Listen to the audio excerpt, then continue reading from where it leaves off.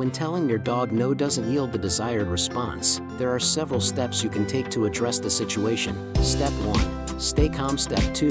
Redirect attention. Step 3. Use positive reinforcement. Step 4. Be consistent. Step 5. Training and reinforcement. Step 6. Identify triggers. Step 7. Provide physical and mental stimulation. Step 8.